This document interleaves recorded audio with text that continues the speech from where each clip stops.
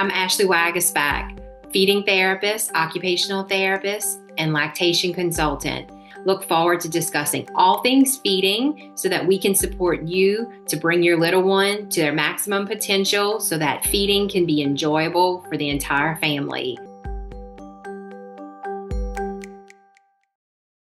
Are you looking for a community of other moms joining together to support their little one through the ups and downs of feeding and gross motor milestones? The Thriving Together community is just for you. Find us on social media at Instagram, Facebook, and www.sensorysolutionsTherapy.com to learn more. We look forward to seeing you.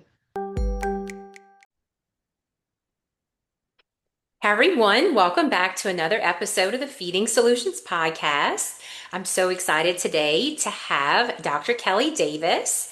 Kelly has been a therapist for 24 years. She has experience in manual physical therapy, specializing in bodywork techniques like craniosacral therapy and myofascial release. After earning her DPT and completing a 3-year postdoctoral fellowship in orthopedic manual therapy, she developed a holistic approach that addresses the entire body, the role of fascia, and addressing issues such as oral posture and airway function. Her certifications in manual therapy and dry needling provide her with precision-based expertise. And by grounding the nervous system through her body work, Dr. Kelly enhances comfort and promotes better sleep and overall well-being for her patients across the lifespan. And for the past 9 years, her expert team at Hands on Health PT and Wellness in New Orleans, Louisiana, they have offered in-person, virtual, and home therapy services. In the clinic, Dr. Kelly skillfully combines holistic and traditional methods, ensuring individualized care for her patients. And she collaborates with airway specialist and myofunctional therapist Kate Bloom to optimize patient outcomes. Additionally, she hosts her own podcast, The Mind Body Connection, and she explores health and wellness topics, ensuring that her patients' mind, body, and spirit receive treatment grounded in scientific evidence. I'm so lucky to have you on today. Thank you so much. I'm excited to explore all that you do.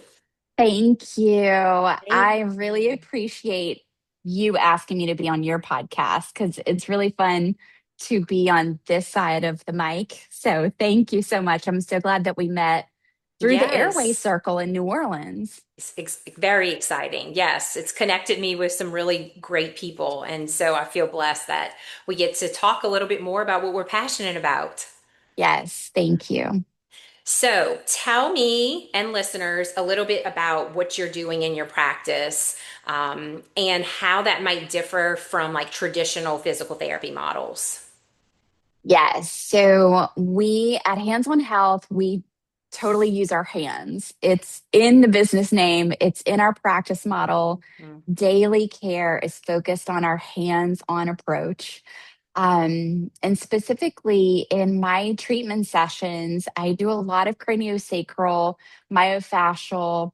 I love to be able to work with all of the soft tissues of the body. So, working out kinks and tight spots, helping the fascia move. And really, it's been a pathway of integrating the breathing, the nervous system, the movement of the tissues in the body.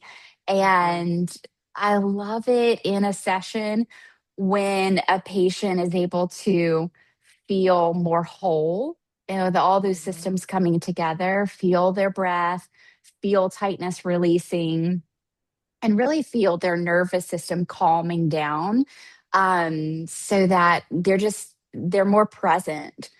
Mhm. And I feel like a lot of our work in physical therapy can really facilitate being in the present, living in your body more mindfully. Absolutely. Well, and that's very different than a lot of traditional physical therapy practices. I Yes. think they're leaving out that mind body connection to a large degree, for sure. Yes. It's a passion. And it's also, I advocate for it on many levels. Professionally, I taught at LSU for some time. Okay. Right around the time I got pregnant with my daughter, I was teaching manual therapy there, and I was in their faculty clinic here in New Orleans for the PT school. Okay. Um, and it was one of my really big, positions that I had been trained in manual therapy so thoroughly, but I saw these huge gaps in our doctorate level education Mhm. where the manual therapy hands on hours were really limited in the student training. And it really became a passion and advocacy part of my work to be able to be like, our hands are part of our talent, our skill set, our gift, Absolutely. and use them. We've got to, patients love the hands on work. Oh, absolutely. For sure. For sure. Well, so like the integration of all those parts, that Yeah. very holistic integration of the breath work and the movement and the posture, like what's so important about all of those pieces coming together? Yes. So, how we have looked at it in healthcare, the history, the science of it really kind of broke us down into parts like the Mm-hmm. lungs, the pelvis, the pelvic floor. Well, and it is great. Like we can deep dive into all of those systems, and we've done that very well in Western medicine. But where we are, I feel like the pendulum's swinging back to now for holistic focus is being able to put together the pelvic floor with the breath and put Mm-hmm. together the spinal posture with the breathing. And you know, we laugh about it in my clinic a lot. Like, well, of course it's connected. Like your shoulder is part of the same body that your hip is in. Of course it's connected. The Yeah. skin pulls it together. But the way that, we kind of have to like deconstruct the model from even our traditional education to be able to weave it all back in together. Mm-hmm. For And sure. I will train students on this too. It's like totally like make A's on those exams. Like show that you know the textbook. Your foundation is there in your brain and your logic and your problem solving. But when you're working in a person's whole body, there are things that are always mysterious, always beyond like explanation of our Yeah. scientific understanding. And I feel like that holistic weaving together is a lot about honoring the whole person, their emotions, their experience, their story, what they've walked through, particularly my moms who Mm-hmm. have had so much of a life change becoming mothers, Mm-hmm. um, that, we're not ever going to deduce any of that down to a tissue or a joint. Right. And so being able to see the way the systems flow together is very beautiful to me.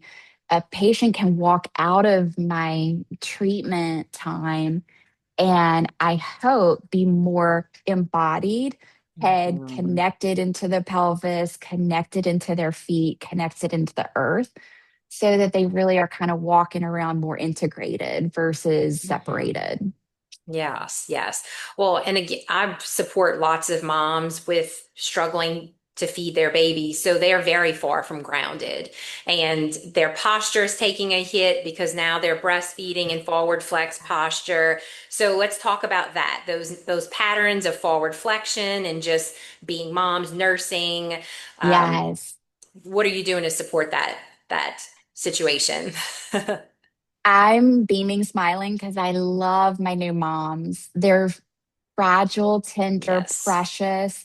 They're sleep deprived. They're stressed. Hmm. And they're doing like the biggest work, They the are. biggest job. And so there is so much tension holding. When our bodies feel safe, we're able to let our shoulders down from our ears naturally and let our chest open naturally, take those bigger breaths. Um, Mhm. and so sometimes, depending on that birth experience, it could have been very traumatic, um, depending on the level of support, even. So Mhm. sometimes that held posture is even deeper than the breastfeeding posture itself. Mm-hmm. Sometimes that C-section scar can just draw us down and forward where the head is like down in the front of the hips a lot, pulling. Mm-hmm. So we want to be able to work in the body framework of opening the front and being able to kind of like relax back to feel held, to feel safe. Wow. I'll recommend to my moms even just lying back on your bed and mentally making a note. I am safe, I'm held, I'm supported, feeling the support literally of the bed, or doing Mm-hmm. that on the ground outside to take a minute. Maybe baby and mom can go outside and soak in some nature and sunshine and Mm-hmm. feel supported and grounded in the earth. I love that. I love that. Yeah. So it totally goes along with those structures that need lengthening, range of motion, Right. stretching. And it's not forced, it's just feeling more comfortable in the body. Right, right. Yeah, I'm just thinking of even like my own body and the things that where I hold tension. And um, I was having a massage a couple of weeks ago and so my left shoulder had been hurting me. Of course, in this work, I'm very forward flexed. Yes. And a trigger point was being really focused on. And I was like, surely the right side is going to be equally as painful. And it wasn't. There's something going on with Yeah. the left side. So you Yes. do a lot with trigger points, right? So tell me about Yes. that. Tell me what that's all about. Yeah. Yeah. Thank you for diving deeper into that because we'll throw around terms, right? Trigger point is one of those that we say a lot in our therapy circles, but a lot of Mm-hmm. people are not sure what that means. Yep. And I say it's kind of like a muscle that forgot how to relax. Mm. That's an easy way to put it. Okay. Um, and if we got really more scientific with it, which I like to do because, those Mm-hmm. tissues do have little microscopic issues in them too. And we could think about the trigger point as collagen fibers that have gotten all stuck together.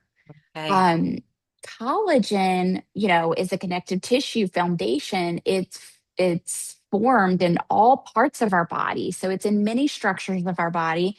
And collagen likes to be parallel in its structure, its Okay. arrangement. It likes to have space between the collagen fibers. And when it gets clumpy and tied Mm-hmm. together, it's lacking oxygen, it's Okay. lacking circulation.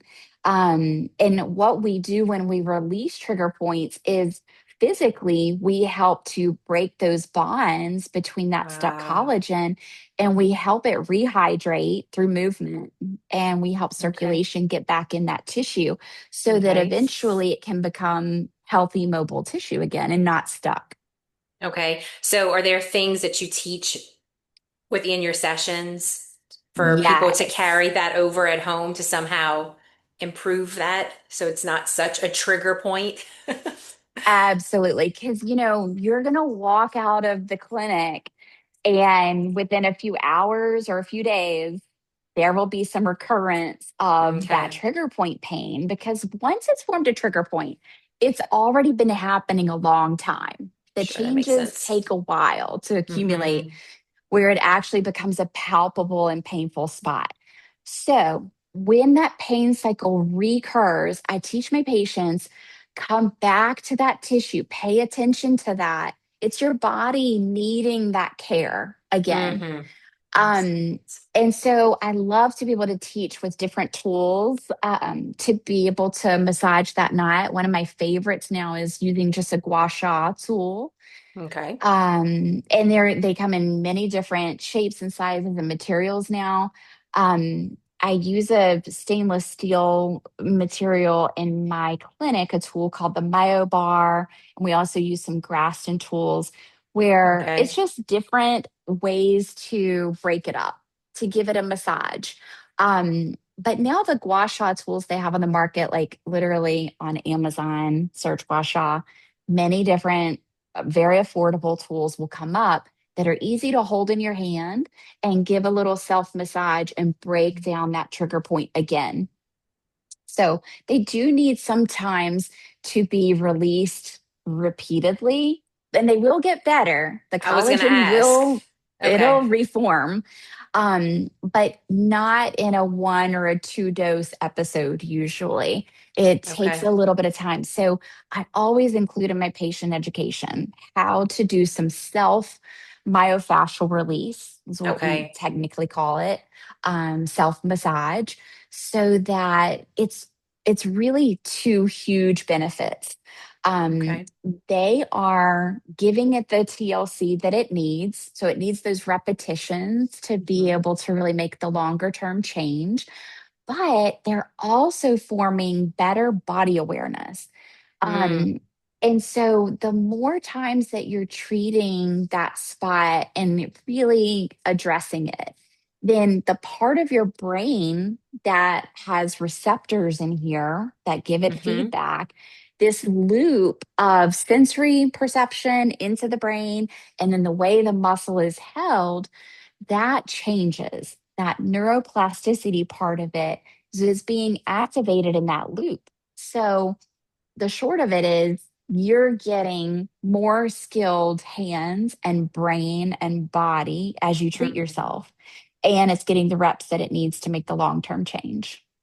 So trigger points, they can be like remediated, or they're not something that we just hold, right? Yes, they Like it's a sign of definitely. dysfunction to some degree.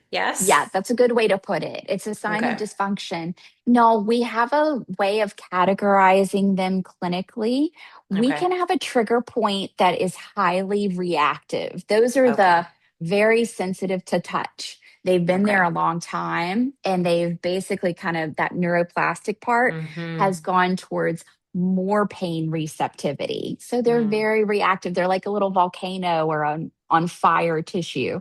Yeah. They're also holding chemically a lot of inflammatory agents in those tissues, which makes it more sensitive. And then we can also have an inactive trigger point. These are the ones where you can feel a knot, like the other shoulder, for instance, Hmm. was not as painful. Hmm. um, it could have held a knot somewhere in the tissue, but it wasn't as sensitized, picking up on the pain and the inflammation Okay. as much. So it was like non reactive or less reactive. Okay. Our job is to help those active trigger points to go inactive. Makes sense. Yeah. Wow. Okay. So I can assure you that I needed a lot of deep breathing when it came Yeah. to addressing that. And so Yes. a huge part of what you're doing is grounding with breath and breath work. Yes. So kind of dive into that, if you don't Yeah. mind. Yeah, great segue, because when we are accessing a trigger point that's very sensitive and painful, Mm-hmm. I, in my approach, our overall style at Hands on Health, it is not the old no pain, no gain. That is like way far back, outdated model. Mm-hmm.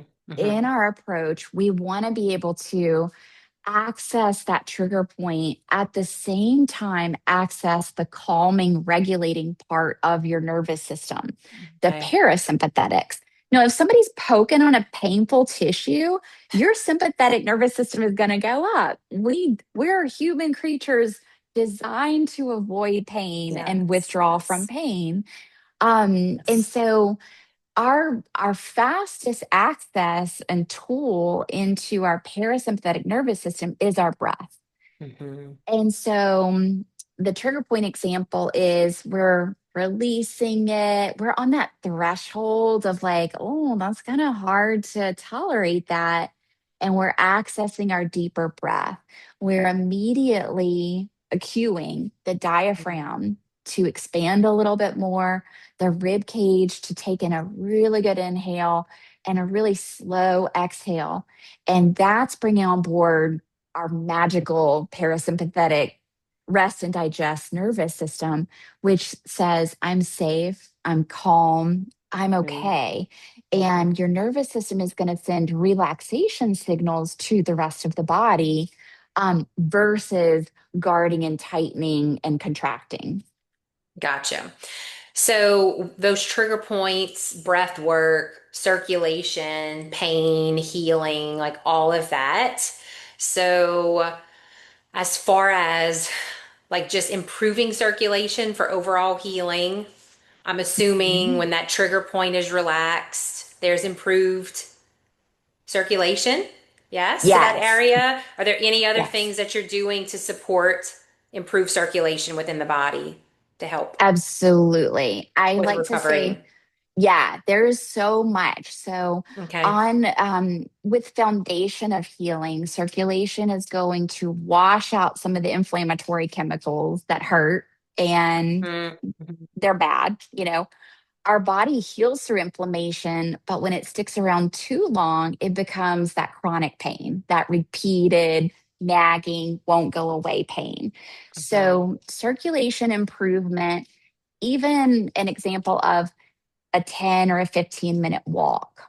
Some of my patients, depending on how active they are, that walk can be their activity for the day, or that walk can be, what? You want me to walk? Like, no, I'm like running, I'm training for marathons and you're asking me to walk.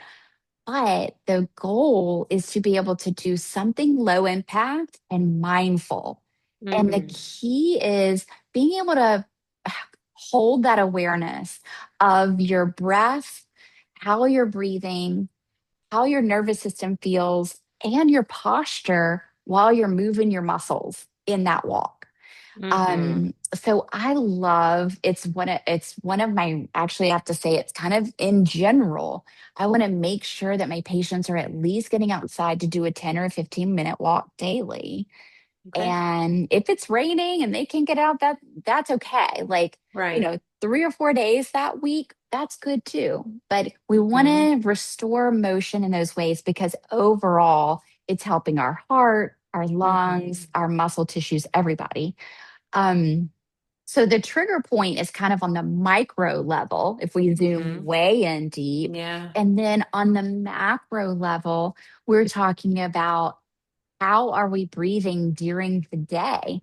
When we're at a computer or bent over doing childcare, no matter if it's an infant baby care or if it's our children, my daughter's 10, we're going to be kind of in that forward posture. Right.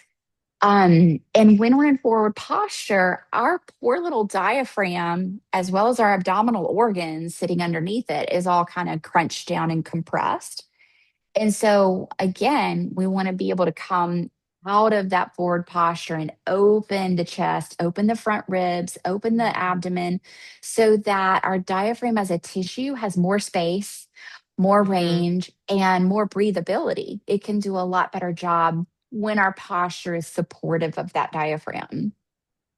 Well, yeah, for sure. And I mean, so a couple of things. So the 10 to 15 minute, I feel like that's doable for Yes. parents, for new Yes. moms, even dads who are just like, I don't know how I can get away. Like that seems very realistic. So Yes. that's And so it should helpful. be. Yeah. Yes, yes, If we're aiming too high, we're not going to get it done. It needs to be absolutely. a routine to be Yeah. helpful. Well, Hmm. and that it's not all about just like going and sweating it out. Like I love how you mentioned the mind body connection and being present and mindful. And so I feel like that's so important, particularly for moms who are just already overwhelmed. Yes. So that's really nice. And then I loved how you were just mentioning how like the diaphragm is impacted with all the forward flexion in like the mom. But let's talk about like even the baby. Those Yes. you're doing some pediatric care as well. So I'm sure that Yes. bridges over into your world of pediatrics. And I'm just curious of what you're doing as far as like relaxing the diaphragm in that age child. Absolutely. So I recently went to a course with Lori Hendrickson. We Okay. both have learned from her, right? I mean, Yes, she's yes, hilarious, so entertaining, and so like nurturing and warm with her yes. knowledge delivery. I just loved the class. And so in her infant craniosacral techniques course, um, I was able to get my adult manual therapy brain focused into the infant. And it Mm-hmm. is a little bit of a paradigm shift, Okay. but it's cool too because there's a lot of parallels. Okay. When we talk about the nervous system regulation, the safety and I'll say that it's that sacred Mm-hmm. comfort and Mm-hmm. relationship Mm-hmm. between mom and baby, that we can really expand on in a manual therapy way. Okay. So I have my little baby doll. I have her right here. My daughter named her Victoria. Um, so I love it. So, yeah, and that's okay. So, in Lori's handwork with her craniosacral instruction, she talked a lot about the fascial systems and how they all run together head to toe. And this little part that I'm pressing right here on the spine of this infant, this is really important for the cranial sacral tissue to be able to have some slack in here, not so tight. And so one of the favorite things that I learned was being able to decrease tension where, she taught a lot of positions that where baby was on the lap Mm-hmm. or just even right here, because maybe they're sleeping, we don't want to interrupt them for a minute. But being able to put a little bit of slack into that fascial system when I'm doing this, which is an extension pattern too, it's like baby's going to do better tummy time if this Mm-hmm. is mobile, but I'm also at the same time relating to these diaphragm tissues underneath these little ribs that can we open it a little bit more?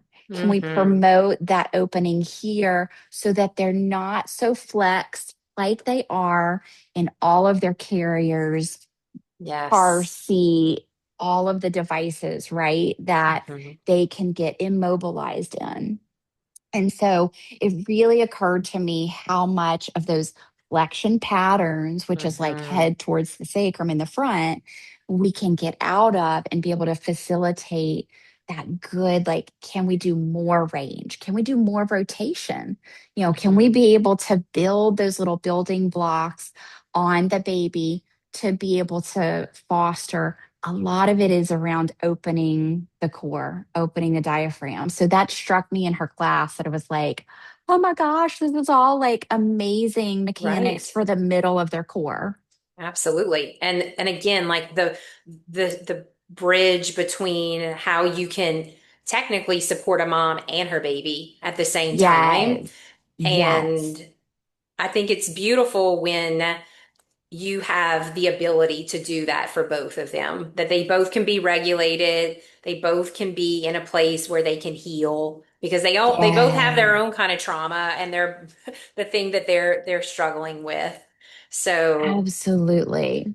I love that you can incorporate deep breathing, diaphragmatic work with both the mom and the baby. Um, Yes, better together, right? Because if we can be a little bit more efficient, I never want to give a mom a long to do list for mhm, therapy or like a lot of mhm. homework to have to deal with. And then it's like 5 days go by and she's in my clinic the next week. She's like, I didn't do any of it. Like, Sure. when we can incorporate it into feeding time Hmm. or that nap, and it is literally the mom's homework with the baby's nervous system homework too. So we're Yes. co-regulating. That is really helping to ingrain and embed some patterns for parasympathetics. Yes. How often is a mom just running on adrenaline and the sympathetic nervous system is very fired up in all from all sorts of reasons, right? And so it's like a parasympathetic practice routine, mom and Hmm. baby together, that we can be efficient with it. It's not like I got to go do this chore for myself and I Hmm. don't have the time. But literally just placing a hand on baby's tummy and being able to feel their breath at the same time that you have a hand on your own diaphragm and Mm-hmm. lower rib cage and feeling your breath, it will sync together. The inhales and the exhales will sync together. We're having those mirror neurons that are activating so that our nervous system regulation is even easier when we're Yes. holding space for our calm, relaxed baby and helping them get there too. Absolutely. Is there anything else you would guide a mom as far as the one that's coming to you because things are very stressful around feeding in the newborn stage, and so the mom is just very overwhelmed? So you just mentioned the breathing, which I think is really foundational. Is there anything else, like a first step that you may encourage a mom to do to kind of help with mind-body connection, help with nervous system regulation? Absolutely. So I'll say this with feeding, but it ties into this. Mm-hmm. And it's tongue tie. It's where we have, I mean, this would be another podcast episode, Ashley. We Yeah. know this. But I'll say this about it. Baby is not feeding just with their mouth. They're feeding with their whole body. Mm-hmm. So in that regard, we want to say, okay, well, the baby went through a lot of birth process too that could have produced extra tension in their fascial system, in their head and neck posture, maybe even the shape of the cranium too. We've got the torticollis babies. Mm-hmm. So we're again coming back to what routines can we establish to be able to help their little nervous systems unwind that tension. Um, and let me get back. Ask me the question again. I want to make sure I'm fully answering it. Yeah, no, as far as something else moms can do to support, like they're very overwhelmed. We talked about Yes, breathing, but what else can they do from like a nervous system reset standpoint? absolutely. Thank you. Hmm. So, easiest go to set a little note if you need to on your iPhone or your reminder on your phone. It's to take 3 deep breaths. Hmm. And we have a habit of this in our family. When we sit down to dinner together, it's our family meal, it's our time to catch up together. We're all going to That. stop spinning and slow Hmm. down and use our breath because our breath is also very cool with our gut brain function. We call it rest and digest for the reason that our digestion is going to be improved when we're not in fight or flight. Hmm. So if that mom is about to feed their infant, take 3 deep breaths. Hmm. So you're coming into that feeding co-regulated. Of course, we've been doing 100 things before we even get to Right. that point to feed. And so can we take the 3 deep breaths and come into that more centered? And then our gut brain is also doing what it needs to do to thrive. Hmm. And then again, before sleep, can we practice a little bit of that nervous system regulation? Maybe baby's been hard to get to sleep too. Maybe they've been, having a respiratory infection or whatever has come on. Hmm. And it's a little bit of that intentional unwinding again that, like, okay, we're sending the message to our brain and our gut and our diaphragm. And everybody's knowing it's time to wind it down and really relax instead of head on the pillow and we're thinking about the 50 things and we're scrolling the phone and we're on Amazon. When my baby was one, I'm like, oh, new products, Right. research. Absolutely. Who needs sleep? I gotta like research all these things. So can we take a little bit of that time and carve it out just for that space of Hmm. embodied awareness, and knowing that it's going to enrich our sleep too, as much as it would calm our baby for a deeper sleep. Awesome. So very good. Um, can you share a little bit more about within your practice, the pediatrics, the work that you're doing with pediatrics in general, whatever scope that is, just share with us maybe a type of client that you might see or some of the issues that might come through your door and how you're supporting that child and family. Absolutely. So, my very first patient was my daughter. We had encountered all of the Mm, intraoral. So we've been in palate expanders. We've been with Dr. Allison Hamada. mhm. And in this journey, I was like, oh, wow, like I'm the PT mom. And I feel like this is kind of like skipped over. Like I didn't have the radar on it Right. or even the knowledge built out and the skill set built out for it. So I totally love like the 6 to 10-year old, like in those ages. I really do love teaching them more about their body, their posture, their breath, their balance, getting them Mm-hmm. just even in their bodies is very cool. Mm-hmm. Um, and Yeah. and I have a part of my practice that's specifically devoted to hypermobility. I see a good amount of hypermobility in EDS, kids and Okay. adults. So if they do have collagen issues where some of their joints are weak or ligaments are weak, then there's a very specific way to look at that. And it's become multidisciplinary and interdisciplinary Yes. because there's no one provider out there who Right. is the airway person. There's no one provider who's the hypermobility person. It takes a Right. team. Mm-hmm. And so Dr. Hamada I love her so much. We're going to see her together this week, thank goodness, at the Yes. airway Yes. Yes. group. And she's really pushing the fields, for multidisciplinary growth. Mm-hmm. She's been sending me patients of all ages, really. But mainly in her population, it's kids to teenagers in those Mm-hmm. adolescent years where they've had a lot of changes in here. Mm-hmm. And her objective is alignment with their jaw. Sometimes they're going to have TMJ dysfunction, and Mm-hmm. sometimes they're going to have a lot of myofascial restriction up here in the upper neck, underneath the tongue, and Right. in the front of the neck. So I love being able to work on those soft tissues to achieve balance, motion where it is stuck.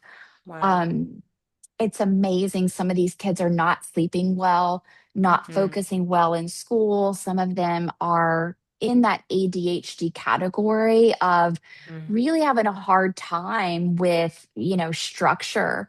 And so when we look at it in airway circles, we're going, okay, wow. Like, and their head and pelvis posture is way off. And they've got Absolutely. asymmetries in here. And their TMJ is like not moving very well. And they're maybe having headaches even occur at an earlier Mm-hmm. age. We're seeing that. So when we do body work with these kids, it can be really life changing. For sure. In a session, being able to unwind the sternocleidomastoid and open up and allow the ribs to move and allow the occipital tissues to have more motion and circulation can change within one visit Wow. and promoting that homework between parent and child like okay, let's sit on our sit bones, let's bring our head up over our pelvis, let's get in that breath posture relationship where we can take that big breath, not the shallow breath. So there's a lot we can influence at an early age that I feel like all of us in the working with kids or infants, we're hoping to impact it at a greater level at a younger Yes. age so that 100%. they're not ending up in Yes. all of these health problems later on in life. Absolutely. Yes. Yes. And that's what's so exciting to be able to connect with providers who are seeing the benefits and connecting those dots at younger and younger. Yes, it's better to, and like that there's something that you can do, I mean, Yes. and it's compounded by the fact that everyone's on screens and forward flex. That is not helping the child who is already at risk because of oral restrictions and that were maybe misdiagnosed or flew under the radar. So no, it's Yes. amazing to have you in this, in this area to refer to you and just to share on like a totally different perspective of how what a physical therapist can do for children and adults. And when you're looking through this lens of this real holistic approach, so this has been very, very helpful, very helpful. Awesome. I have to say, Whenever I went to Chicago last summer with Kate Bloom, we Mm-hmm. did a course together. Kate is a myofunctional therapist, speech therapist background.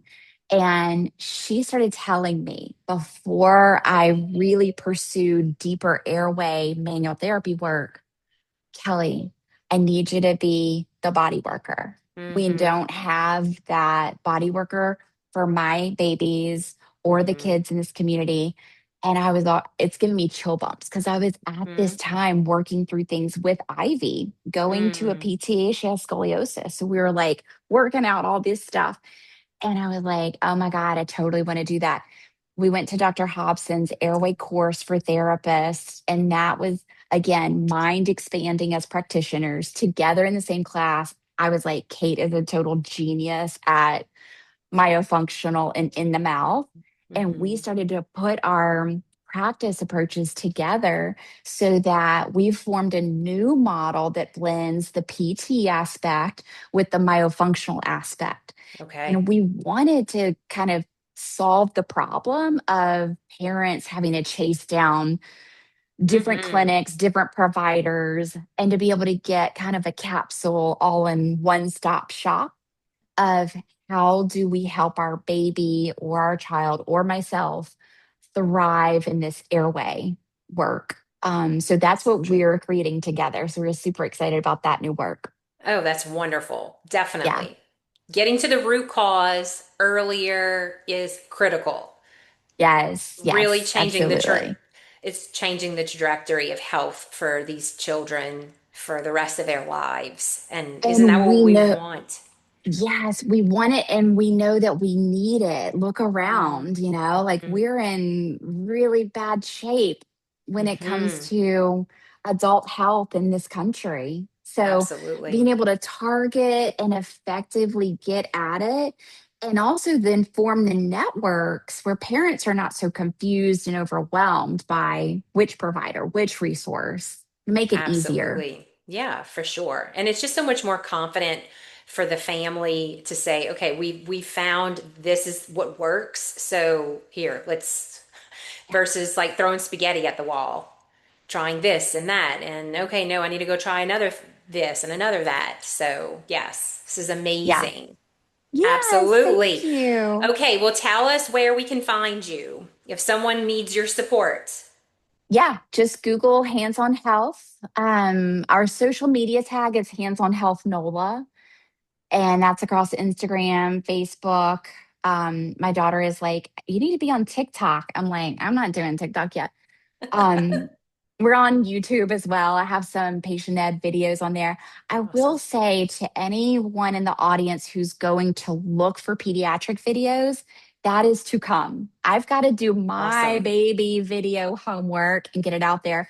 But a lot of what we talked about in the fascial, the breath, and the nervous system is online. Our website is handsonhealthnola.com. And we're right in Metairie. Our clinic is right off of Causeway and Veterans by Trader Joe's. I always tell my moms, like, you do Trader Joe's, stop in, see Dr. Kelly.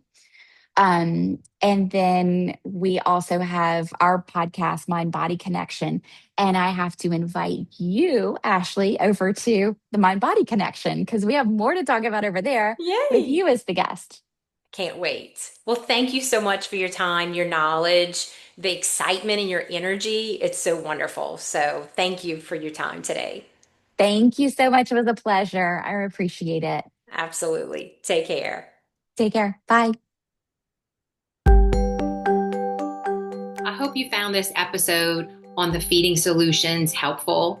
If you would like more information, please follow Sensory Solutions on Facebook or Instagram, or you can always visit our website at www.sensorysolutionsTherapy.com. Thanks so much for joining today and look forward to seeing you next time.